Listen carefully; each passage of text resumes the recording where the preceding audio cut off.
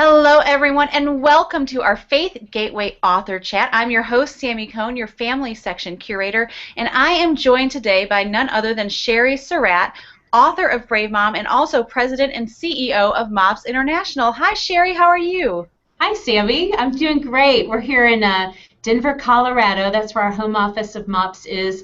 It's a little cold today, but not snowing right now, so we're happy. Excellent. Well, we're so happy you could join us. We're all safe inside, no matter where we're watching from. And I just want to remind everyone that you too can participate in this chat. All you have to do is tweet us with the hashtag BraveMom and at Faith Gateway, and you may see your questions live on air here, asking Sherry herself. But Sherry, before we get to that, I want to remind everyone that you can also get a discount on Brave Mom right now using the code Brave Mom at our Faith Gateway store. It's an extra 15% off for a limited time, making it a total of 40% off. So this is a great time to buy the book for you or for someone you know. And before we get into it, Sherry, can you tell us a little bit just about you and what led you to MOPS? Yeah, I'm a mom myself. I have two adult children, Michael and Brittany. Michael is married and has two little girls, so I'm also a grandma, although we do not use that term around me. Okay. Yeah.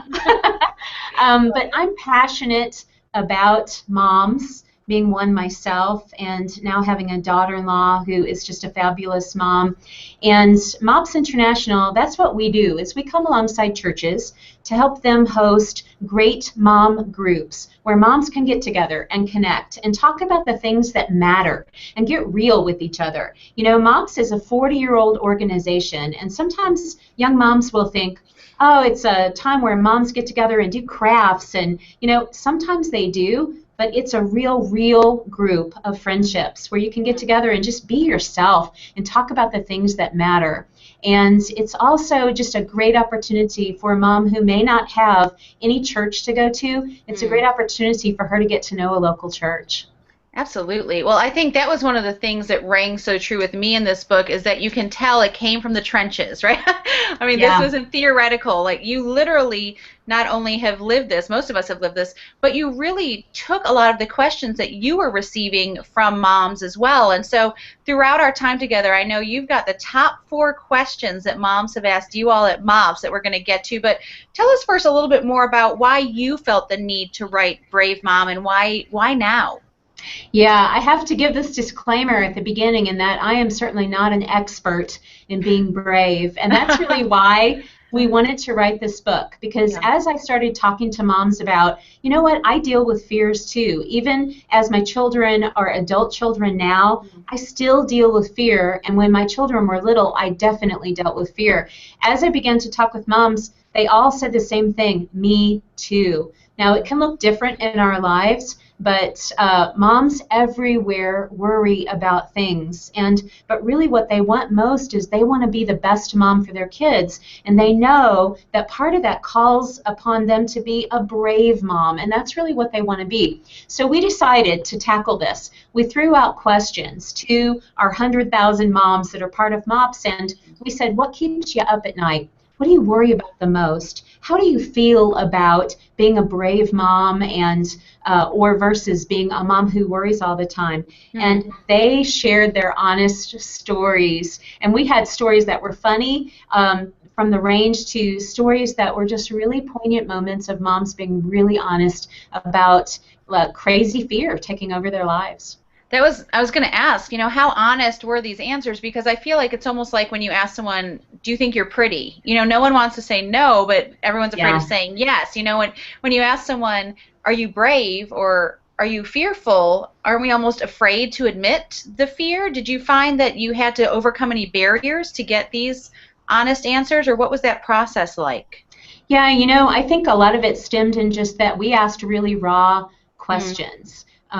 And we really didn't get a lot of fake answers back. Moms were very open to just telling us, yeah, I worry, and here's something crazy that I worry about. You know, we had a mom share a story about when she's sitting in the hospital with her first baby, and she was so worried that her child was going to be deformed, was going to, you know, have something wrong, and so she immediately unwrapped the baby and checked, counted all fingers, all toes, peeled back the baby's eyelids to see where the eyes, correct, just things like that.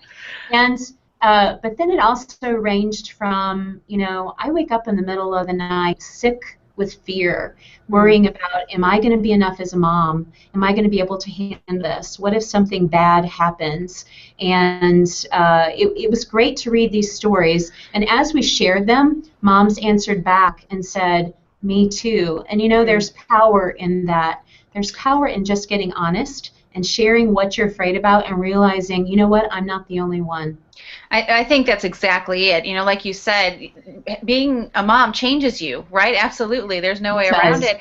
And I think the feeling that sometimes, threatens us is that we're the only one that feels this way, or we're the only one that's going through this. And I know that's something that you naturally combat through MOPS, or, having women get in a group to talk about this. Why is that so important, though, to make sure that women find a group that they can really commiserate with on topics like these and so many more that moms deal with? It's part of Satan's trap that he wants us to stay isolated. He wants us to stay alone. He wants us to keep our fears to ourselves, because when we do, he then can blow them out of proportion and get our eyes off of God's great plan for us and the help that God does have for us. And that's why we encourage moms everywhere, do not do mommyhood alone. It's too big of a job. It is definitely a doable job, but don't try to do it by yourself. We have moms who work outside the home. All moms work inside the home. Absolutely. And we have moms that are married. We have moms that are not.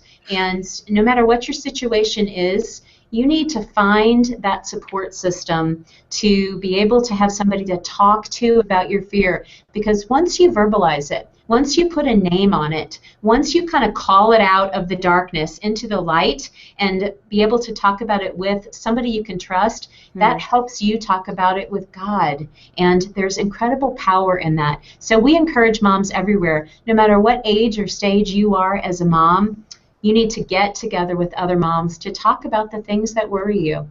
That's great advice. That's one way to combat the fear. Do you have any other suggestions for moms to combat the fear?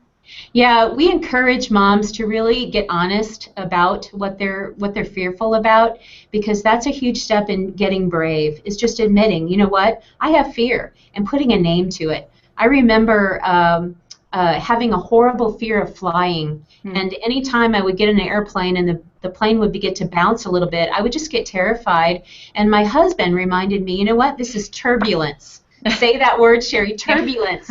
And pilots know how to combat it. And, once I said the word turbulence, it kind of brought it down to a manageable thing. Same thing with our fears. If you worry about your child being snatched by a stranger, or you worried about your child getting hurt at school or in a car accident, or you worry about yourself as a mom having the skills, if you just put a word to it, if you say it out loud so you can hear yourself say it, then all of a sudden that kind of leads you to the next step of, okay, well, let's address that and let's build some strategies. Then from there, we encourage moms to not only talk about your fear, but make sure you're talking to the right person. Because sometimes you can talk to another young mom or even a spouse or a parent, and they can carry you farther on the worry train, and it can make it worse. You need to make sure you have a reasonable voice in your life. Absolutely. And just putting a status update on Facebook doesn't count as having a group, right? Exactly. Exactly. You can have conversations in social media, but there really isn't anything that substitutes being able to have a cup of coffee or a hot cup of tea and sit across from someone who can be your voice of reasonableness and kind of talk you down off that crazy mama ledge. And here's something I want to say to moms everywhere, because this is one of the common things we hear. Moms will say, I worry all the time, or I worry a lot, and then they'll say this, am I crazy? And, I think that's a normal question to ask, and I think the fact that you're asking it right there is proof that you are not crazy. Right. And we just want to say to moms everywhere, fears are normal. You are not crazy if you are worried and fearful in the role of being a mom.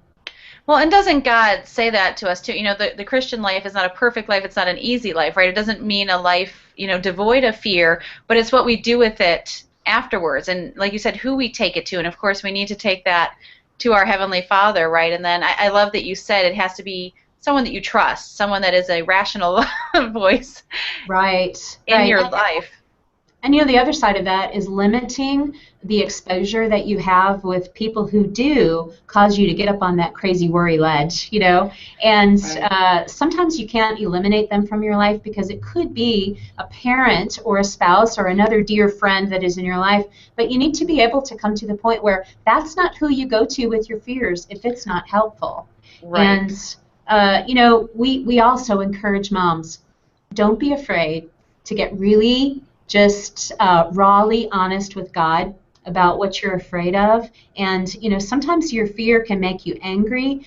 It can bring up other emotions. God can handle it. And, one of the things that he tells us very often in his word is don't be afraid. Sometimes we can interpret that as God scolding us and saying, you shouldn't ever be afraid. That's not at all what God is saying. He's saying, daughter, you don't need to be afraid because I'm here to help you, and I totally understand. One of my very favorite verses is from the book of Isaiah in chapter 41, where God reminds us he is our Lord, our God, and he will hold our right hand. And then he says, you don't need to be afraid because I will help you. And I encourage myself with that verse often. Absolutely. Well, I want to remind all of our listeners and viewers right now that you can be part of the conversation. All you have to do is tweet us at Faith Gateway with the hashtag BraveMom. But Sherry, I teased this at the beginning. I don't want to hold back anymore. You said that you had the 4 top questions that women asked you there at MOPS about when it came to, fear and bravery. Can you give us a little insight into at least one of those right now? Yeah, one of those questions that moms asked us a lot is it centers around the top fear that all moms share, and it was the question, am I up for this? And it really kind of centers around, can I be a good mom? Do I have everything that it takes? And mom's kind of worried about 3 different things. Do I have the mom skills, the practical parenting skills? Do I have enough resources? And that includes money. Will we as a family, will I as a mom have enough money to be able to provide the things that my child needs? And then will I have the emotional strength, the core resilience, we call it, to be able to handle being a mom? There are many hard things about being a mom, but one of the hardest is at the very beginning and through the toddler years, you just don't get enough sleep. And It seems like the time your child likes to interrupt you the most is when you're asleep. And it's so hard. Or going to the bathroom. Exactly. And, it's so hard to be able to respond in the way you want to sometimes. And moms worry, like, what if I lose it? What if I can't take it? What if I go crazy, in the midst of being a mom? That was a very common question that moms asked us.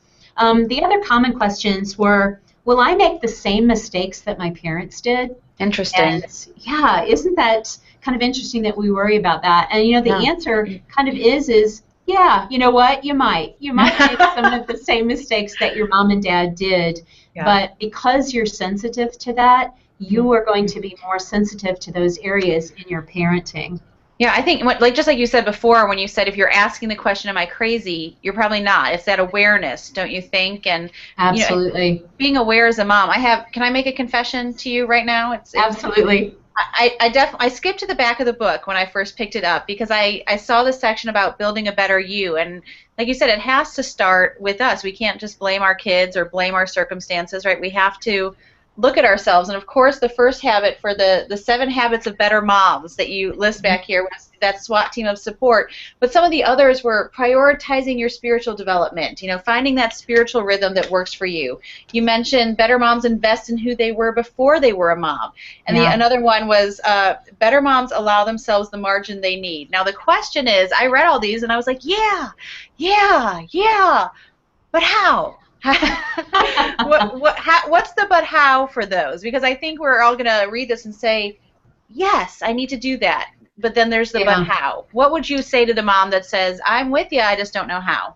Yeah, and you know, it's related to the three beautiful truths that are also in the book. I talk about Hmm. three things that are so true of moms, and that first of all, there is no perfect to achieve. There is no perfect mom out there. So you need to kind of get that off your plate and let yourself off the hook. You're never going to be a perfect mom, but you will be the perfect mom for your kids because God I love designed that. you to be that way. The second beautiful truth is great moms don't happen on accident. But the Mm. corollary to that is they do happen on purpose. So there are specific things you can do to impact your ability as a mom. And you know, of these seven kind of practical habits, the Hmm. best thing to do is to pick one. Pick one just Mm. to start off with, and then get an accountability partner and talk about what's one thing I could do today to help myself get better in this one area. So don't try to tackle them all. Just try to figure out what's one that I think I could work on right now. You know, for example, the allow margin, Mm. build margin into your life is a great practical thing that moms who are effective, moms who are good moms, they do this. And they realize nobody else is going to take responsibility for your margin time but you. Nobody is going to come in and go, oh, sweetheart, let me do this for you. Let me take this off your plate so that you can Mm. have margin. No, you're going to have to be proactive. You're going to have to go after it. And so just picking one way that you can do that. Is there something you need to stop doing in another area of your life to allow a little bit of margin just as a mom? Time to sit, time to think, time to Hmm. collect yourself, time to get more rest. And Yeah. we encourage moms, don't try to tackle all seven of those habits at once. Pick one and pick one action step in that one habit and sit down with an accountability partner, a mentor, talk it over, and then go for it. That's great advice. I know I was recently challenged by one of my mentors, and they said, I said, I just want some time alone to do the laundry, or I want some time alone to clean this, or and they said, time alone does not equal, like what you said, pouring into yourself, or they're not the same thing. And sometimes we think, well, I want time alone so that I can do more, and that's not what you're saying. You're saying we really need that margin so that we can pour into ourselves spiritually to, make those quiet pockets to hear God, to make time for those our SWAT team of moms to commiserate with, right? Exactly. And you know what's interesting, Sammy, is I think we all kind of share this as women, as moms. When we take that time, we feel selfish. We feel like, Yes. oh, you know, as a mom, I have to be thinking about the children 24 hours, a day. And actually, that's one of the worst things you can do. You need to take time and you need to ask yourself this question: what do I need? What do Mm. I need? If Mm. it's sleep, you've got to be able to figure out, trading children with another mom where you get an Yeah. hour of sleep and then you trade and watch her kids so that she can get an hour of sleep. You know, there are ways to figure it out, but it starts with really figuring out what is it that you need. Yeah. Ask yourself that question very honestly and then figure out some strategies to be able to get that for yourself. And that is not selfish. That's one of the best things you can do for your kids. That's great advice. Sherry, we have a Twitter question coming up, but I just want to remind everyone that may just be joining us that we're talking with Sherry Surratt, author of Brave Mom and CEO of MOPS International. And right now you can get Brave Mom at a discount, additional 15% off at our Faith Gateway store, which gives you a total of 40% off with the coupon code Brave Mom. But it's only for a limited time, so make sure you grab that. Grab one for you, grab for a mom, one for a mom friend that you know. Sherry, Jamie asked us on Twitter, is there a difference between fear and worry? Yeah, and I think fear, kind of from talking to our moms, and I'm certainly not a research analyst, but just from talking to our moms and kind of looking at what they were talking about when they talked about fear and worry. Fear can be something that kind of instantly can come to your mind and cause you to be scared. A worry is kind of when you take that fear a little bit farther, and a Mm, worry then becomes a recurring thought in your head mm, and can cause anxiety. You can have a fear and something can scare you, but then it doesn't necessarily cause ongoing anxiety. Worry kind of crosses that line where, mm, it's a thought and it's recurring, and now I'm constantly coming back to that. My mind is going to the what if, then what am I going to do and what's going to happen? mm, That's when you've kind of crossed over into the line of worry. which is completely normal. You're not going crazy if you're there. I've dealt with that many, many times as a mom and just in other areas of my life. But I think worry is where you really have to now develop some strategies. You need some go-to verses to be able to address the worry. Worry is a progression in your thinking, and it can take you to panic. And so, just kind of developing that strategy where you acknowledge, you know what, that scares me, and now I'm starting to really worry about it. God, I'm going to stop it right here, and I'm going to lay it in your hands. I'm going to lay it at your feet, the God who's big enough to be able to handle it, and I'm going to ask you to renew my mind, change my thinking. And that's where you kind of have to get proactive, and you have to be willing to let your worry go. We get in habits where it gets very comfortable to worry, even when we don't want to. And you kind of have to develop really strict strategies and get yourself in hand. I talk to myself. And, sometimes people might think that's a little nutsy. I talk to myself out loud. And I'll say things like this to myself: Sherry, stop it. You're letting your worry take you down a path you do not need to go to. Remember how God says He will hold your hand. God will hold my hand. And I don't have to get carried away. I think there's power in literally getting outside of your head, though, right? Isn't that what it is? It's literally. It absolutely is. Being able, just like there's power in the name of Jesus, you have to speak that outside of yourself sometimes. Well, you've talked about a few fears, but you and your team have really identified the top 5 fears that women have. Can you talk to us about the rest of those that kind of top the list? Because I think it helps. Some people may say, well, let's not focus on the fear, but don't you believe that we have to know what we're fighting against to accurately fight it? Yeah, and I think part of it is just identifying it. And if your fears resonate in one of these areas, it's just a reminder to you, you are not crazy, you're not alone. Moms across the nation worry about these same things. The top fear was related to what I talked about a while ago with the question, am I up for this? The top fear of moms everywhere, and this is including moms of older children as well as younger children, she worries that she's not enough. She worries that she and of herself are going to ruin her child, that she's not going to be enough of a mom with her resources, with her emotional strength, with her parenting skills. And the second top fear is moms everywhere identify they worry about stranger danger. They worry about their child being snatched by someone or encountering a stranger that is going to do them harm. And that even with older children, moms say they worry about their child going off to school and encountering somebody who is going to introduce them to drugs or introduce them to another dangerous situation. The third top fear is related to that. It's bullying. It's how do I protect my child from other children or situations where they're going to get bullied into doing something harmful or something they don't want to do. And fear 2 and 3, stranger danger and bullying, one of the reasons that research has identified that we do worry about that is because it's in the media all the time. So we hear news stories and our fears just kind of carry us away that, oh my gosh, that happened to this child over here. Now I need to worry about that happening to my own child. Yeah, Sherry, let me ask you, too. We have another Twitter question from Constance, and it deals with that. And she says, I struggle with fear in parenting in this internet age, the exposure to evil online, so I over-restrict. How can I be a brave mom? And I think, like, we're doing the wonderful things here, like this chat online, but it is a big fear of letting our child just explore this unknown world. What advice do you have for her?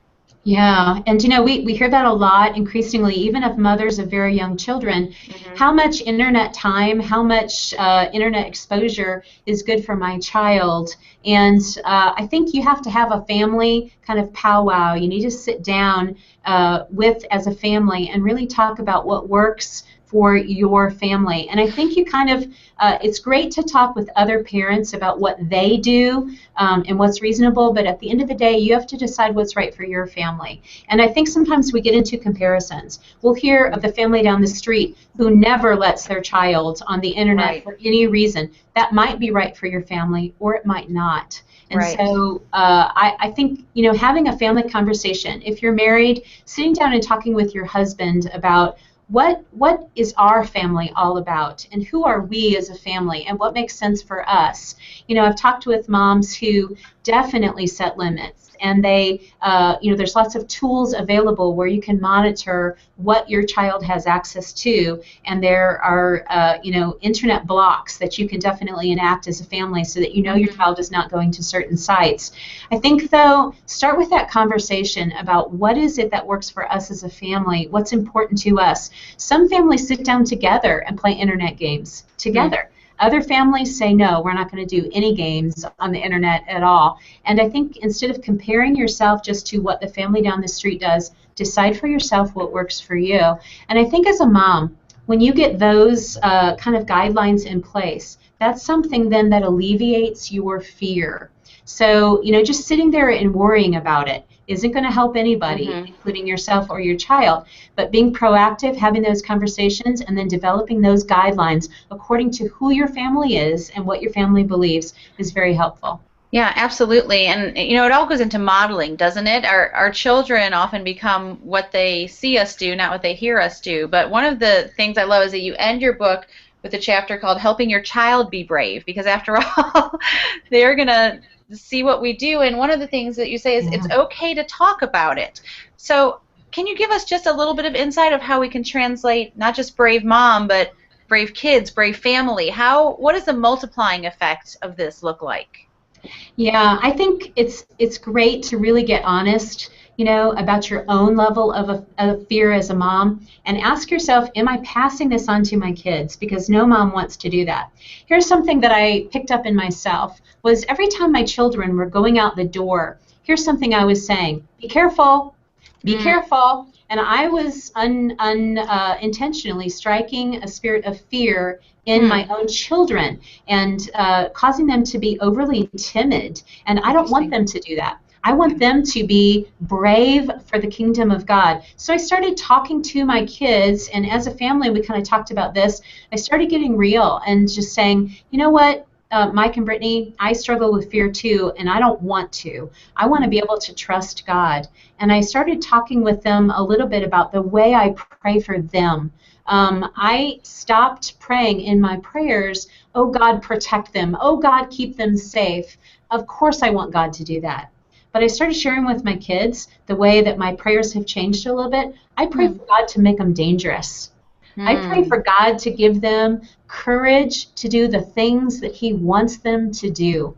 And I think talking about that as a family, even admitting to your child the things you worry about, you don't want to incite fear in your kids and say, oh my gosh, children, I stay up at night worrying about you. But I think being honest and telling your kids, sometimes I worry too, and here's what I do when I feel afraid. And sharing your strategies with them is incredibly powerful. That's fantastic. Thank you for sharing that. That's a great tool, and believe it or not, Sherry, our time is coming to an end. And I know it goes quickly. I know there's so much more we could talk about, but we got another Twitter question, and let's see, I'm going to mess her name up. Kisuber said, what do I need to help me be the best mom I can be? And I guess really, what would you leave us with? If moms are here and they're saying, I can't do it all, like you said, pick one thing, what would that one thing be to be the best mom that we can be? Yeah, and this is a biggie. You need a personal relationship with Jesus Christ. And I think you need to get really honest about that, not just about knowing who God is, but having a personal relationship with a God that you talk to every single day, because that's at the heart of being the best mom you can be. There is no perfect mom. It's disaster to compare yourself to other moms and try to be better than they are. You need to be the mom that God called you to be, and that starts with getting a personal relationship with Him. And then beyond that, if I was going to say one thing to moms, I think I've already said it, but I'll just repeat it. Don't go it alone. Find a support network, a MOPS group, another type of mom group, a small group at your church, to be able to get together with other moms so that you can talk about your goals, you can talk about what you struggle with, you can ask them to hold you accountable. Trying to do it all by yourself is just crazy. Yeah, absolutely. And tell people where they can go if they are interested in finding a MOPS group, or even if there's not a MOPS group in their area, what the options are through your website. Yeah, you can come to mops.org, MOPS.org. We will help you find a group, and there's a tool right there on the page. It's Search a Group tool. You just put in your zip code, and it'll bring up all the MOPS groups that are near you. If there isn't one close enough for you, we can help you start one. And you know, moms everywhere say, oh, I could never start a MOPS group. If you're a mom of a young child, you can start a MOPS group and we can help. And we give you all the tools and the leadership training and the curriculum that you would need. You don't have to figure it out. We walk alongside you with a personal coach. So there absolutely is no reason why you should not be able to find a group near you. That's great. Well, I know I myself have been helped by a MOPS group. I know so many moms that have been, and now I know so many more that are going to be helped because of this book, Sherry. This is Brave Mom, again, by Sherry Surratt. Don't forget to stop by the store at faithgateway.com. For a limited time, it's that extra 15% off, so you're going to get a total of 40% off when you use the discount code Brave Mom. Sherry, thank you so much for joining us today and just engaging us in this important conversation. Oh, you're welcome. It was a privilege to be here. And to moms everywhere, we love you. And so contact us at MOPS International with any of your questions or any way that we can serve you. Very good. Thank you. Don't forget you can continue the conversation on Twitter with @FaithGateway, #BraveMom, and don't forget to visit store.faithgateway.com to use that code BraveMom. Again, I'm your host, Sammy Cohn. It's been a pleasure. We'll see you at Faith Gateway. Sherry, thanks again. Bye-bye.